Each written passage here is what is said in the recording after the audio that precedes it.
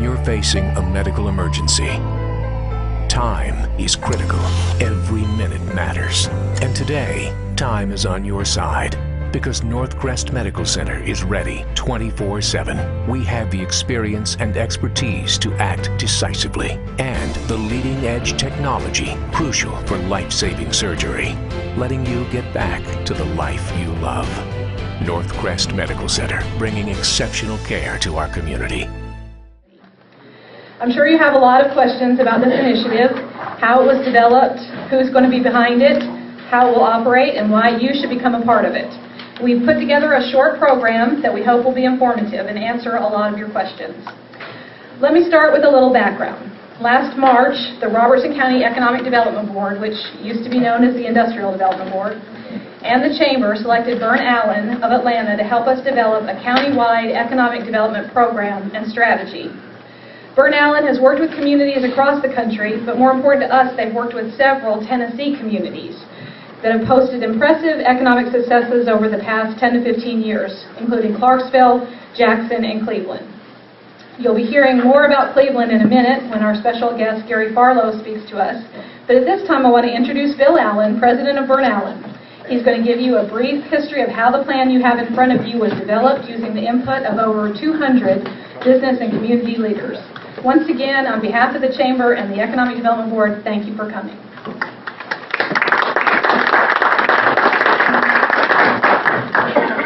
Thank you, Margot. Notes here. First of all, let me add my welcome. Thanks for coming, braving the weather. It's been an interesting day. Realizing Robertson's future is modeled, as Margot said, after a number of different communities in Tennessee. And Gary's going to tell us about Cleveland. But all of those communities have successfully retained and expanded their existing businesses, recruited new businesses that complement the area, improved their education through the business community becoming a lot more active inside the school system, and then work cooperatively between the public and the private sectors. In order for these programs, which usually last 4 to 5 years, to be successful, they require 4 things. First is a detailed plan. In June last year, we started a visioning program. We had about 125 folks involved in 6 different committees. Each one of the committees dealt with a different aspect of economic development. It was up to the committees to create a detailed plan of action. And I told them when we started, I said, we don't do fluff, okay? Don't give me, one of these where, everybody kind of wishes on a star. What we needed were concrete action items that could be taken in order to, like I said, retain existing businesses, recruit new businesses, work with the education system, and also create that public-private cooperation. So those 6 committees came up with a detailed plan. Well, we could have stopped there, but we didn't. We took the plan out and sat down confidentially with 91 different business and public sector leaders. I showed them the plan, I asked them a lot of questions. They could say anything. I will not disclose who said what, but we did come back with a lot of concrete suggestions as to how to tweak that first plan. So what you have in front of you in the brochure is the final plan. It's been vetted. It's been, we had the leaders look at the details. They also looked at the funding. What type of funding is out there to fund something like this? So it's a combination of hitting that point where projected funding meets what needs to be done. The goals, as I said, are in keeping with those other plans. Keep and expand our current companies that we have in Robertson County. Attract businesses that complement, and this is where people get kind of antsy. Well, you're going to attract something that doesn't fit the community. If you read through the plan, you'll see the committees and those 91 leaders identified specific types of industries to go actively recruit. That was the consensus in the community as to what types of businesses will fit here. Obviously, you're shooting for higher paying jobs. That was a recurring theme that came through the committees as well as the process. So, like I said, when you get a chance to read through the details, I think you'll probably be nodding your head a lot because it came right out of your own community. The second thing you need an organization that's going to be held accountable for achieving what's in the plan. Like I said to the vision folks, it's nice to get a fluffy plan, but if there's nobody who raises their hand and said, my organization will be responsible for doing what's in that plan, nothing's ever going to get done. Margo and the Chamber have stepped up and said, we will be responsible for accomplishing what's in that plan as part of the overall economic development responsibilities. So that is where the funding meets the accountability, if you will.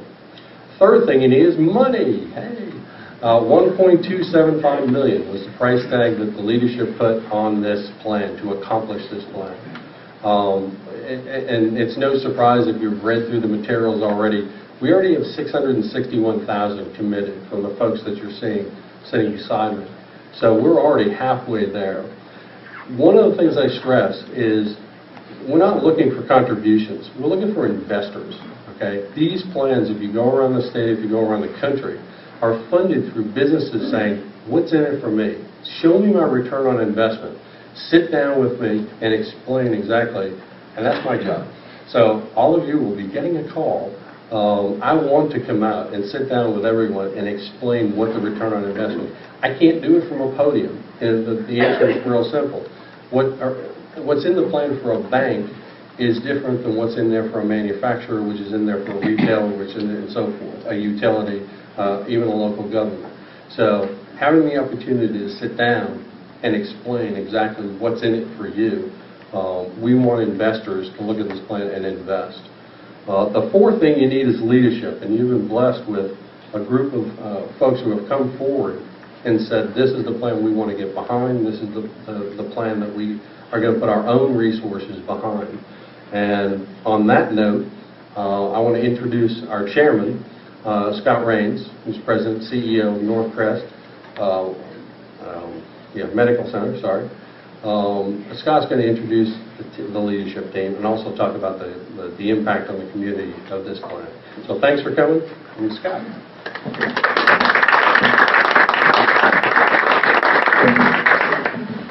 Thank you, Bill.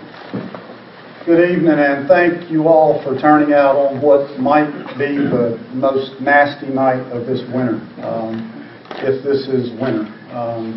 Trees blooming, thunder in the air, and yet here we are. I'm not sure.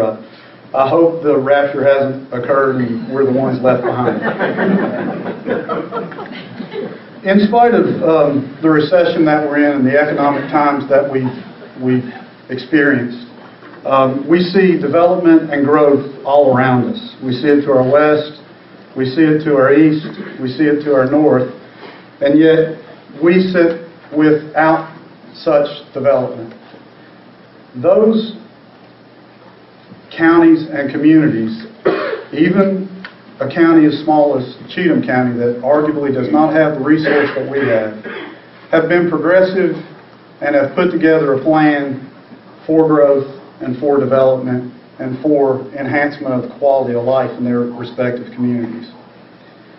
We've been fortunate and blessed, especially recently, to see some growth within our community and within our county. But I think you all would agree with me that we've yet to reach the potential that we have. We sit bordered by 2 interstates with an airport in our town that you can land a jet on. We have way, way more growth that we can achieve in an appropriate way. And yet, I think you would also agree with me that we've not come together to see it happen. And so I'm honored to help be a part of this and to work with Margo and with Bill and with the leaders that you see here that I'm going to introduce in a minute to help further that growth along and enhance and improve our community that we live in.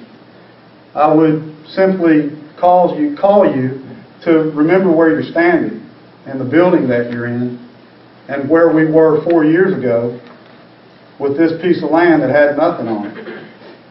And because of the concerted effort of all of us and the partnership with the city and the county and the chamber and the business and industry and the community as a whole, through some trials and tribulations, we're standing in a building on a donated piece of property that cost roughly $5 million to build, that is today exceeding the 5th year projection of what it was supposed to accomplish inside of year one.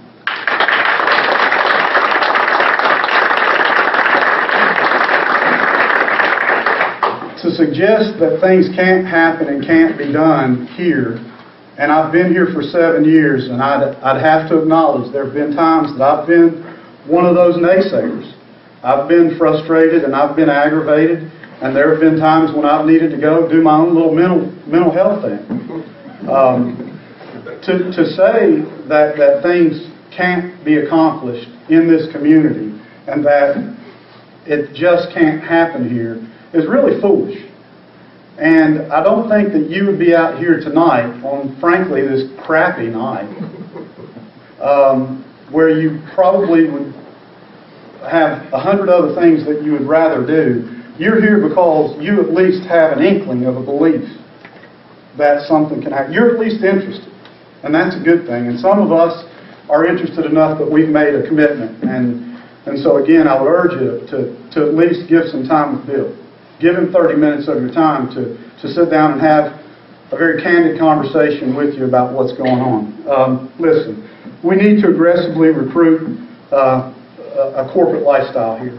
And, I don't want to suggest that we need to turn everything into cinder blocks and bricks and mortar, but we need to aggressively recruit, have a corporate recruitment strategy.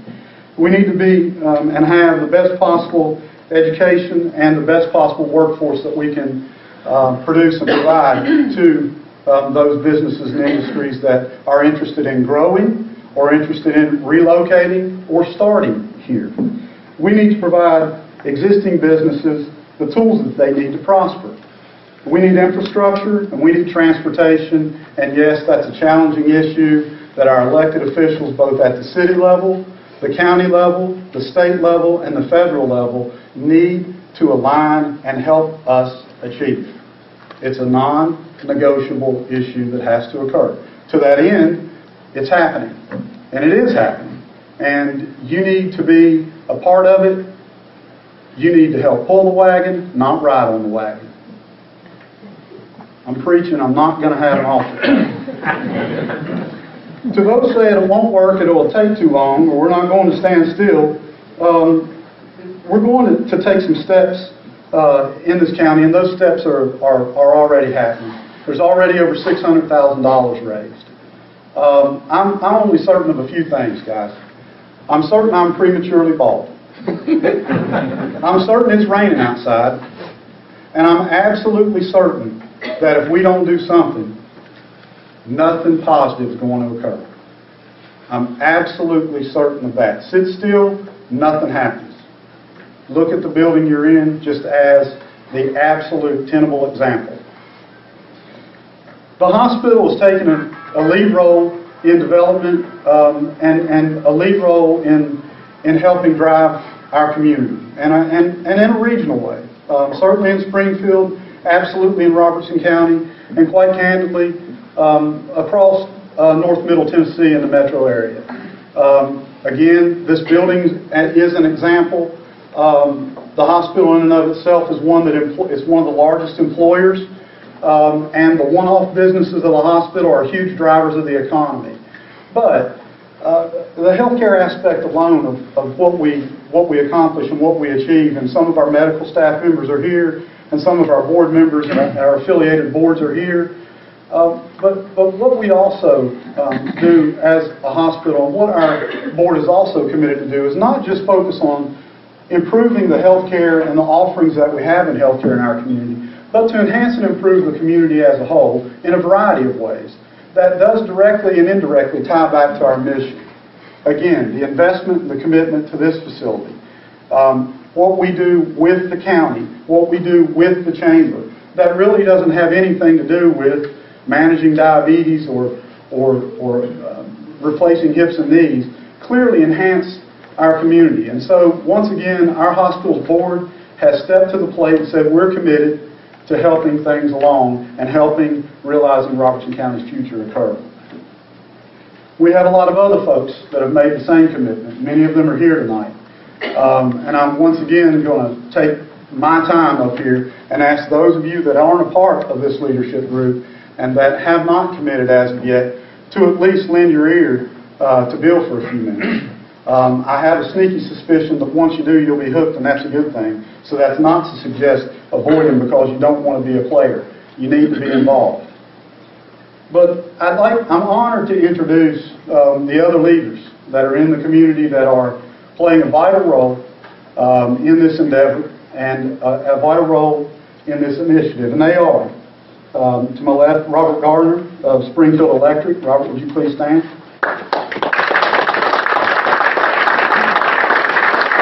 Ron DeBerry, Commerce Union Bank.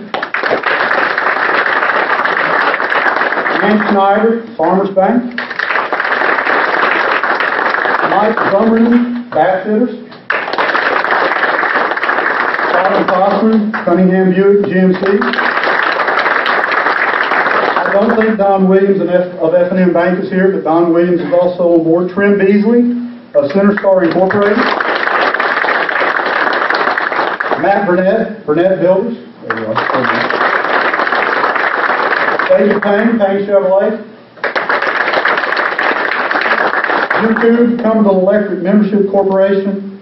Joe Doris, Volunteer State Bank. Wanda Mason of the Credit Union for Robertson County. Jim Moore, G.S. Moore and Son. And Lee Smith of Better Block. I want to thank every one of you for your commitment and your energy to this point. Look forward to working with you in the years ahead. I once again am just going to make the plea that you be on board. That if you have your time, to make some time, if you have talent, if you have an energy, please be willing to enhance our county, our future, because that's purely what this is about. And so I would just ask you to dig in a little bit and be willing to be a part of this. Because once again, doing nothing equates to nothing good. Now I'd like to ask Ron DeBerry to come up and introduce our special guest.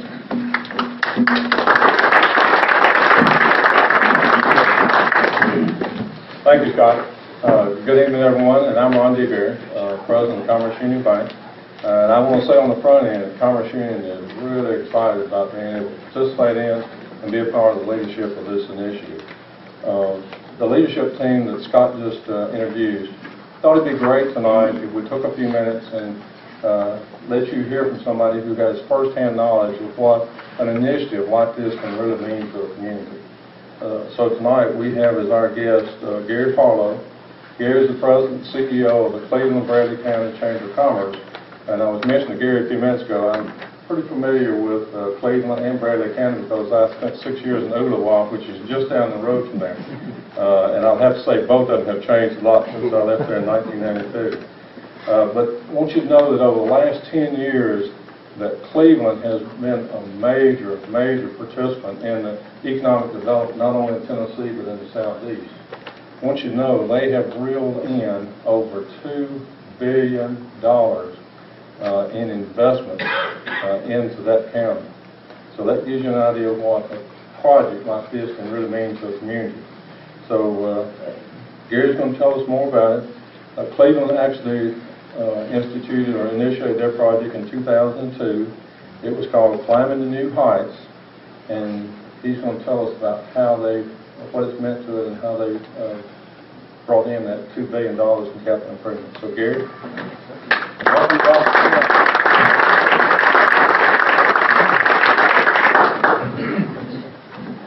Good evening. Ron was just talking about Cleveland. Just to kind of give you a quick snapshot of where Cleveland is, we're halfway between Ooltewah and Etowah. So you know where they are. We're actually the second largest Cleveland in the country, second only to Cleveland, Ohio. Didn't even know there were so many Clevelands until I actually went to work there and started getting phone calls from people saying, you know, how do I find this establishment in Cleveland? After about 10 minutes on the phone, you go, I think you're talking about Cleveland, Ohio. So we wanted to give them better directions than that. But just to give you kind of a quick snapshot of Cleveland 10 years ago, We actually, Cleveland now is right at about 100,000 population, so we're a little bit bigger than Robertson County. The city of Cleveland is about 47,000 population, a little bit bigger than Springfield. We've got two towns in Bradley County. There's Cleveland and Charleston, which only has about maybe 800 or 900 inhabitants, so it's a very small town on the north end of the county. We're right next door to Chattanooga, so some people think we're a bedroom community to Chattanooga. We say Chattanooga is a bedroom community to Cleveland, because everybody really wants to live there, and they occasionally sleep in Chattanooga. We don't know what they're doing there, but that's but anyhow, we're very fortunate. We're a small town community, small town quality of life next to a bigger city, so we have all the amenities of a bigger city like you are to Nashville. We are to Chattanooga, but it's a great place. I've been there a little over 9.5 years. I actually came there right about the time that Bill was wrapping up the Climbing to New Heights campaign. That was our first capital campaign that we used him for. He was so successful, about 6 years later we did another one, and we've been working on that money since then. But Cleveland's a great town, has a lot of assets, very similar to this part of the state as well. We're right on the interstate. We've got two colleges there, Lee University, which is now about 4,000 students. When I came, I think there were about 3,000 students, so they've grown rapidly in that last 10-year period. We also have Cleveland State Community College nearby. Our airport's not quite as good as your airport. We only have a 3,000-foot runway at the airport that we have now, but we're in the process of, we will be opening a new airport on the north side of town at the end of this year with a 5,000-foot runway. So we used to kid about our airport when the governor would fly in with a prospect. They could fly into Cleveland, but they couldn't take off with a full load. So we call it the Airport California, where you can check in anytime you want, but you can never leave.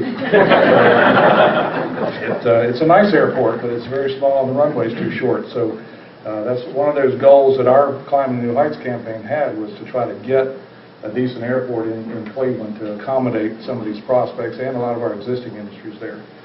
But, you know, we were rocking along, doing pretty well. We had two public industrial parks, one of which was about 2/3 full when I got there. The other one had been purchased about 10 years before and didn't even have its first tenant yet. So we were still sort of languishing from an economic development standpoint. We had some very good companies there. Cleveland is very much an industrial community. We've got about 120 companies that we consider industrial. From a two-person machine shop to Whirlpool, which is our largest employer with 1,500 employees. And then they also have a customer service center there with another 500 employees. But our mayor likes to brag about all the things you can, if you buy M&Ms, if you buy Dr. Scholl's footwear, if you use Coppertone suntan lotion, if you have a Whirlpool range or a cooktop in your house, the list goes on and on. If you use Georgia-Pacific paper, all of those things come from Cleveland. Most of the M&Ms in the country come from Cleveland, Tennessee, along with Twix bars and things like that. Duracell batteries are made there. So we've been blessed with a very good, diverse economy over the years, but it really hadn't done a lot for a number of years. Our industrial park on the south end of town was doing okay, but it still hadn't really had much activity in a number of years. So our leadership community, very much like yours, began talking about how do we get this community to that next level when it comes to economic development, and what do we need to do that. And they talked about doing their own internal capital campaign to raise some money for economic development. At that time, we were getting decent support from our local governments. Cleveland was giving us about $35,000 a year. Now it's $45,000. Bradley County was giving us a small kind of stipend, if you will, and then we also took a percentage of the lodging tax. So we got, at that time, about 22% of the hotel-motel tax in town. And then tourism got another 22%. Those figures now 27%. So we were reasonably well funded. The local governments really weren't supporting it at a level I've experienced in other places like Maryville and Blount County that I worked for 12 years. But doing okay, and that's really about where we were. So the leadership said, okay, what do we need to do to get to that next level? And the answer was, we've got to raise some money. And if you see it now, even I noticed you have some local elected officials here tonight. They will probably tell you that the trend is continuing, where the availability of funds from the federal and state level is shrinking. Everybody wants government to spend less, have less intrusion into our lives, all those kind of things. Well, that's beginning to happen. So if you think about it, at the end of the day, All of those things trickle down to the local level. So what your local governments are facing, just like ours, is shrinking tax dollars, infrastructure needs, all of those things. So they're going to be having to focus on how do we get all those basic things done. As a community, if you're going to succeed, you've got to look beyond government help. You know, everybody wants a grant for everything. Well, the days of 100% grants are pretty much gone. If you talk to TDOT, they'll tell you that they want to partner with local government. That means they want you to cough up some money for those interstate interchanges or state routes in town. ARC money is beginning to dry up a little bit, and almost every grant that you look at requires some kind of local match. So your local governments are going to be challenged to take care of those basic needs, and then it becomes incumbent on the private sector to take you to that next level. And that's pretty much what we did in Bradley County. It's almost like deja vu. I wasn't actually there when they began the campaign. I was kind of there on the end of it, but I know a lot about the kind of conversations that they had. It's like deja vu. You all are having the same kinds of conversations that we did. What do we need to do? How do we get some more industry in here? How do we take care of our existing companies to make sure they stay here? I probably shouldn't tell this part of the story, but about 6 months after I got to Cleveland, we had 2 fairly large companies close their doors. So I'm thinking, oh great, they just hired me to be an economic developer, and 2 of our larger companies just shut down.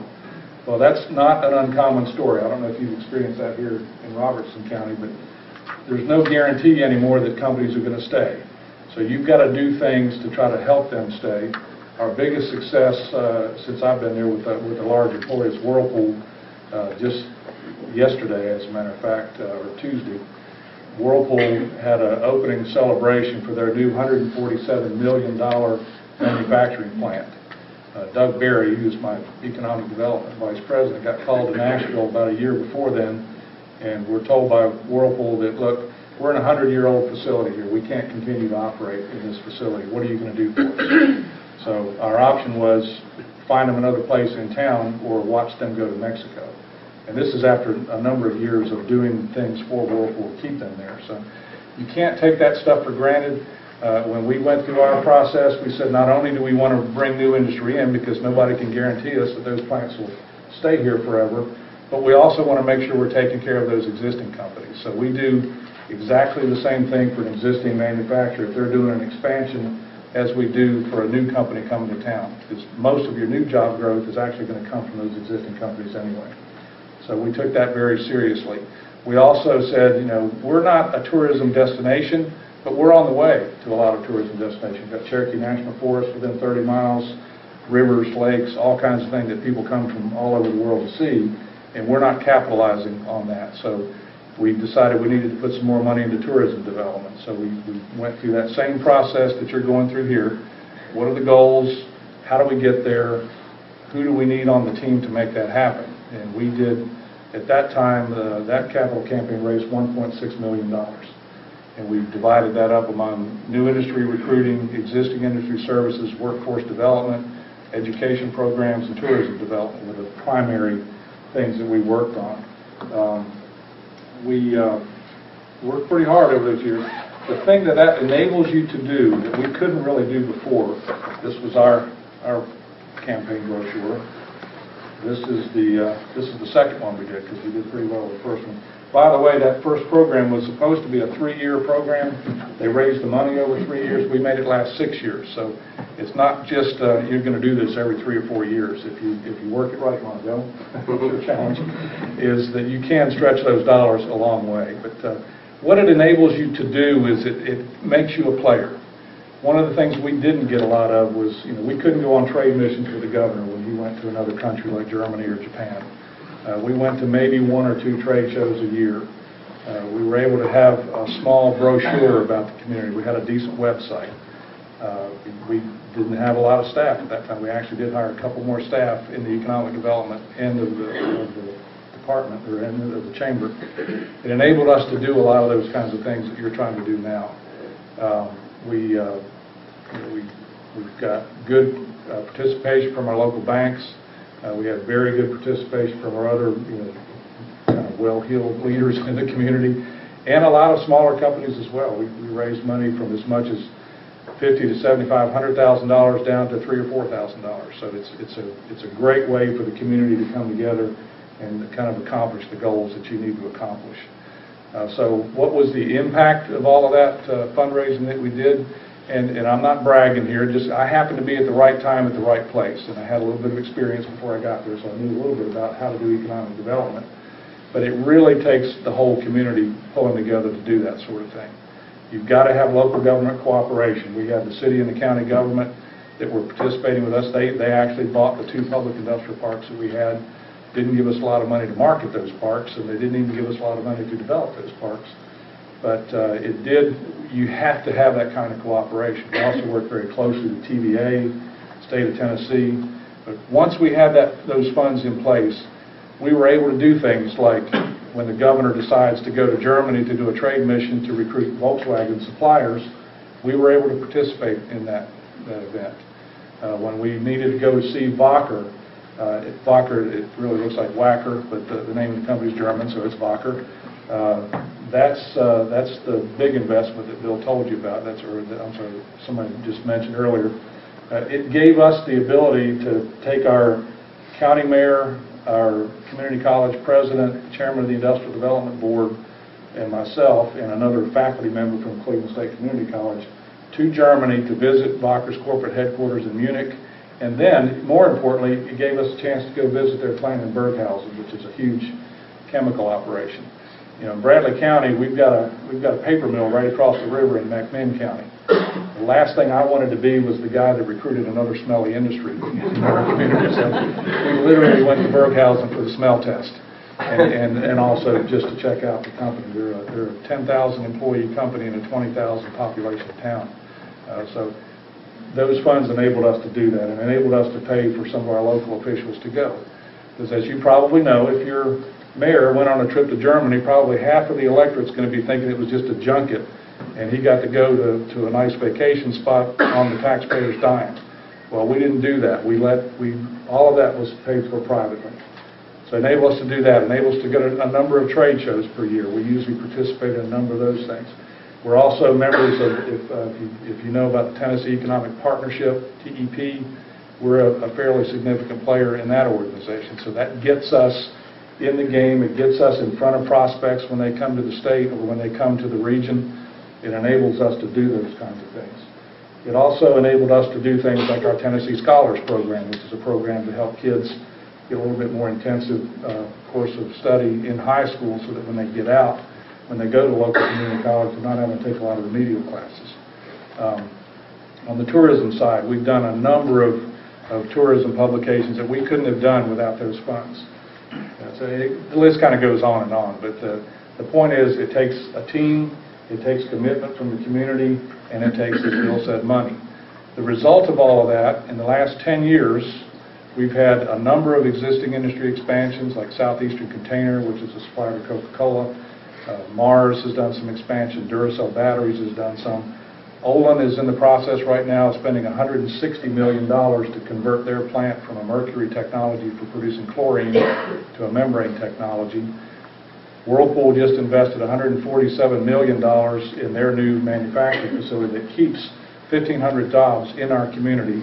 And then if you look at that plant alone supplies or has about 27 suppliers in the state of Tennessee, most of those within our region.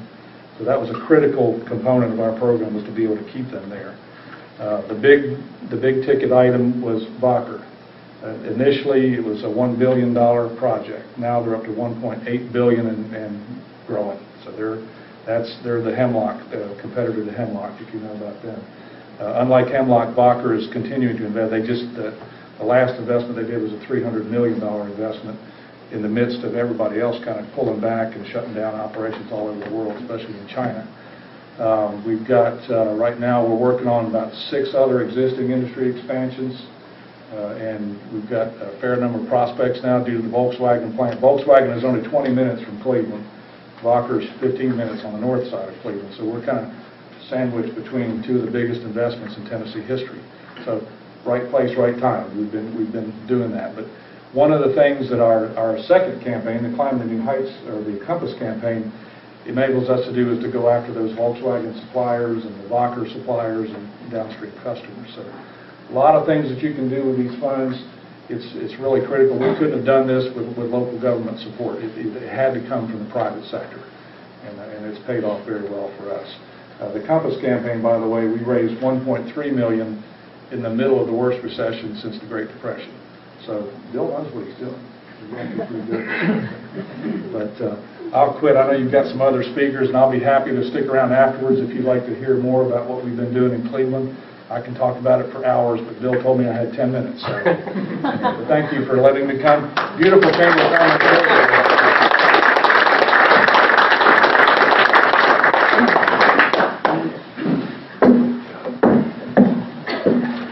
Gary, for driving on this rainy day all the way to Springfield and Robertson County, and we welcome you and hope you'll stay around, and also stay tuned to what we're going to do, because you've shared so much success in Cleveland, and we're excited to be heading towards your success in Cleveland. Thank you so much.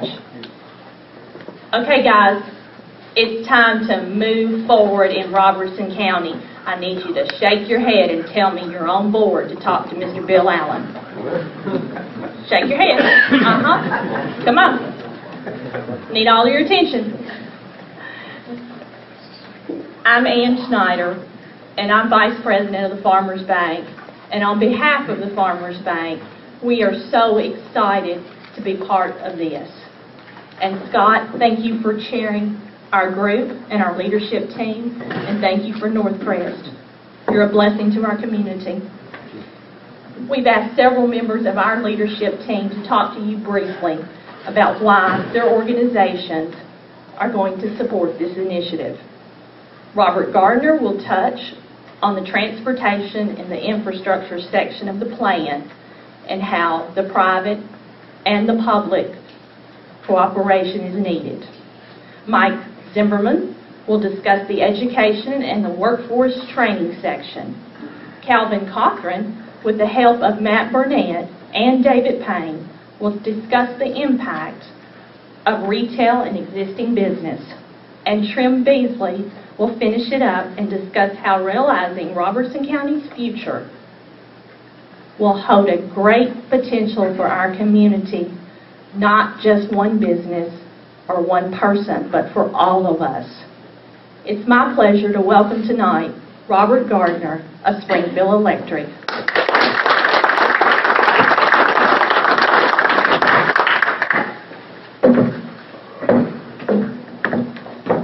Thank you, Ann. I'm pleased to be here. I have really learned a lot, even just a short time I've been here. You know, I've been with the city 22 years, and I've seen a lot of potential for growth and a lot of potential for some good things to happen in this city and this community. And anybody that knows me knows I'm kind of a dreamer, and I can kind of look through muddy water and see dry land. And I really believe in this initiative, and I know that it can happen. And I'm appealing to you to do just what Ann says and give Bill a call, talk to him, and just find out more about this initiative and how you can become involved. Scott earlier said that he wasn't going to preach, or that he did preach, even though he said he wasn't. He did preach. He said he wasn't going to give the altar call, but I'm going to give the altar call, and I'm even going to pass the plate, and I think Bill's going to help us out in that. But this is an opportunity that you can really be involved and be connected with your community. As you know, the city of Springfield has made a major investment in this initiative. I frankly am surprised to be here, but I am glad to be here. And I think the strong commitment that the city has made to this initiative shows you that they are serious in partnering with private industry, in partnering with the business community to make this thing work. We can't do it by ourselves. The public sector can't do it alone. The private sector can't do it alone. It has to be done jointly. The public sector, as you know, is responsible for the roads, the infrastructure, the transportation, the gas, the electric, the utilities that kind of drive the train and build the capacity to make development happen and make capital investment possible in this community and make this city an attractive place to bring new industry in. And I know everybody's here today because you want things to get better than what they are. Where you're standing, as has already been said in the room of a college that was at one time just a dream. Nobody thought could happen, but here we are standing, and we got a college in Springfield, Tennessee. Well, if we can build a college, certainly we can continue to attract industry and be a player in the economic development game. And I think that Margot has done an excellent job in the chamber, and just the dedication of her and her staff have really made, already put Springfield on the map, so to speak. And with this initiative, I really believe that we are going in the right direction. So I appeal to you to get connected, to get involved, and give this program a chance and try to realize how much potential there is. You've already heard from Gary Farlow how this worked in Cleveland. I knew Tom Wheeler very well down in Cleveland, and he was very instrumental in that process by his role at the electric utility as director of the electric utility, and he was very involved in personal relationships with the business community. It was what it's going to take to make it happen. It's going to take the same thing right now. We got to have some personal relationships between the city and between the private sector to make this program work, to make this plan work. It's a wonderful time. It's a wonderful opportunity. This is a springtime of year, and it's a season of new growth and new opportunity. And when old things become new and things begin to blossom and bloom. And so I believe we're doing this at the right time, and I really believe that this initiative is going to blossom and bloom and allow Springfield and Robertson County to really attract new industry and new growth and capital investment in the city of Springfield. So thank you for your time, and I hope you'll give this initiative a chance. Give Bill a call and talk to him. Just spend some time. I think you'll be very impressed. Thank you.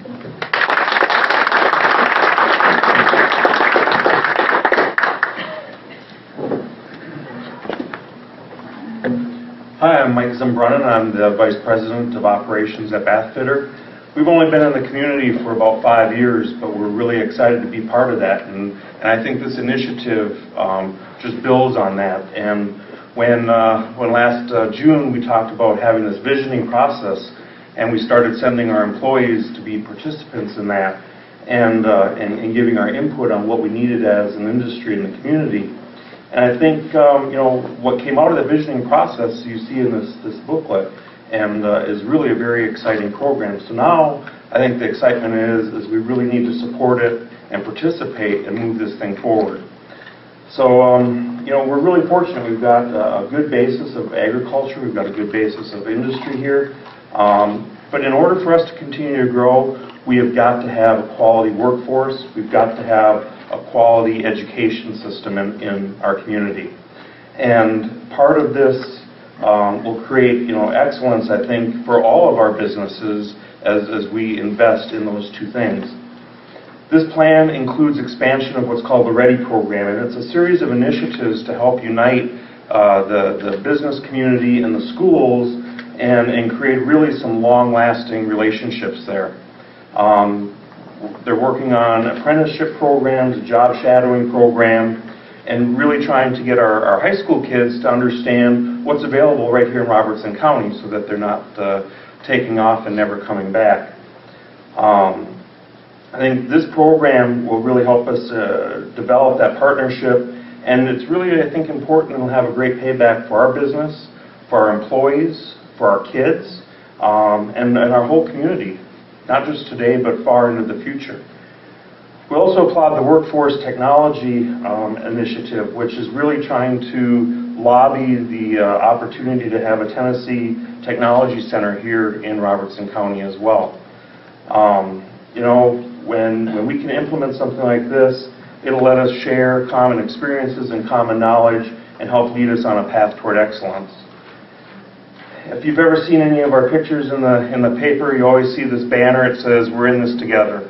And as a company, we believe that firmly in being a partner with our community, being a good neighbor, and participating with our employees and our resources. I think if we all work together as a team through this initiative, we can accomplish so much more than if we're just working alone. I think every industry, if you can, just take some time with Bill this evening or at some point in time and really understand what this program has to offer the community, for your business, for your employees, and become engaged in this and really support it. don't just shake your head tonight and then walk away. You really have to pick it up and participate. So I hope that you'll take that time and take a look at it. Thanks for your time.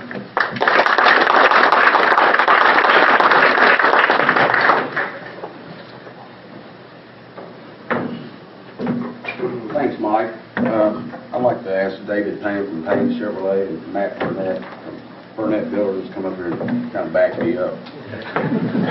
They didn't give me but a minute, so I guess they think I talk too much. Anyway, I'm proud to be here tonight and support this campaign. The reason I'm here tonight is, I think a lot of this county, the people in this county are the reason I'm here. It's not other counties that's done this, but, it's because of all of y'all that buy from me and David and Matt, houses from Matt. But the problem we got going on that I see is we don't have enough of y'all. We need more people in here. The more we got, the better all of us are. We don't have to fight over the same customers all the time. But I'm serious. I love Robertson County. It's a great place. It's beautiful here. I mean, people need to know what we have up here to offer them. I want to support the Little League teams and the high schools and everything we're supposed to do. But to be honest with you, it's getting hard to do it, and it's getting harder to want to do it. We want to do all we can for our county. From now on, everybody that tells me it can't be done, then, we got a little problem with me. We've got to do something. We're pushing a chain up here, and I'm kind of frankly tired of it. I'm not the first guy that likes to spend money, I'll be honest with you, but I'll do anything right now for our county, and I'm behind this 100%. But when Bill came to me, what the first words out of my mouth was? No. Won't work. And he came back, but I didn't know. Y'all need to know what. Give him some time to let him explain to you what it is that we've got. Anyway, thank y'all for letting me speak tonight, and please, I'm behind it. I want to stay here, sell y'all cars. We just need more people up here to buy them from us.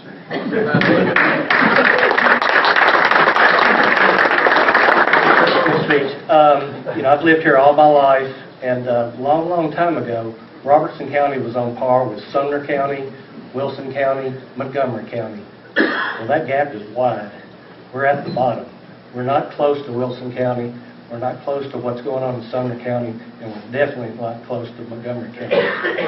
This is one of the most exciting projects I've seen since I've been here. We've got to support this, or we're going to keep shrinking.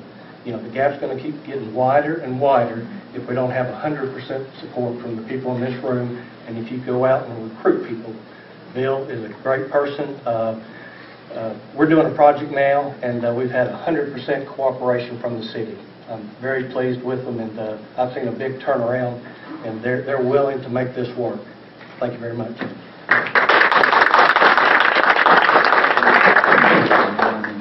Looking at this from the real estate and development perspective, there's a huge opportunity here. And with that being said, some might say that some of the local communities are hard to work with on new developments.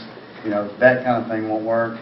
But I know, Springfield for sure is making huge strides to disprove that. A local, or my personal example, is the Binkley building uptown that we're doing, the old Binkley shoe store building. It was built, close to 100 years ago. And we've tore it down to nothing but 3 walls, and that's about it. So, honestly, I was a little bit worried about what I was going to run into with rebuilding this thing. And the city they've been great. I told them what we were doing. They came in and said, that's great, we're so excited for you. What can we do to help? We're almost done now, and it's gone very smooth. So I'm happy to say that. I'm looking forward to the next project. And I believe in what this initiative is. I know these other guys up here believe in it, and so I'm looking forward to probably be a part of it.